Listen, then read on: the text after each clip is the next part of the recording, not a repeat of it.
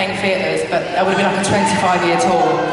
So there are a lot of English arenas, and I was so worried about feeling so disconnected from you all, just because the room is so big, you know, and I'd be at one end and you'd all be at the other. But that's why I like to talk a lot, and that's why I like to meet you all. So thank you for saying hello to me as well.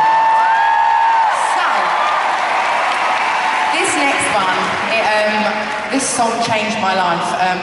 This is off of the 21 record, and I probably had about 4 or 5 songs for that record when I feel like I reached my lowest point in that era of my life.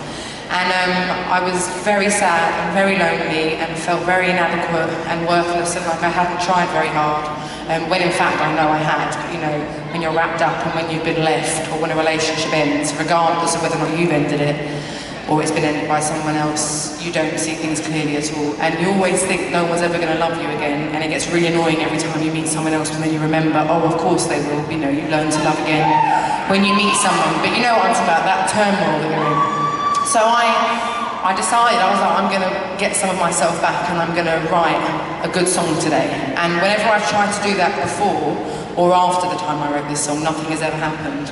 But within a couple of hours of doing it this specific time, I had the first verse and chorus, and I knew that this song was going to do something to my life. I didn't realise it would go on to be such an important part of my career, but it certainly made me feel better about myself and did all the things that I wanted it to do. It made me feel less alone. And it filled the gap that had been created by that relationship coming to an end. And I wrote this song on guitar, but it wasn't quite heartbreaking enough, so we put it onto piano.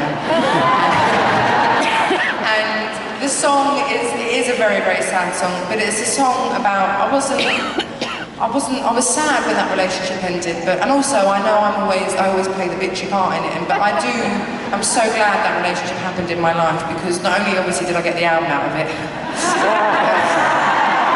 but you know, it was a very important part of my life. It changed me and helped create who I am today, with my beliefs and how I feel about things and stuff like that. So it was a really great relationship at all. You know what it's like, we're all just bitter.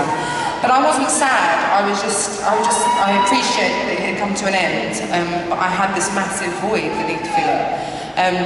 So it's actually a song kind of about forgiveness and trying to work on myself rather than blaming him. I know it might not seem like that most of the time, but that is what it's about.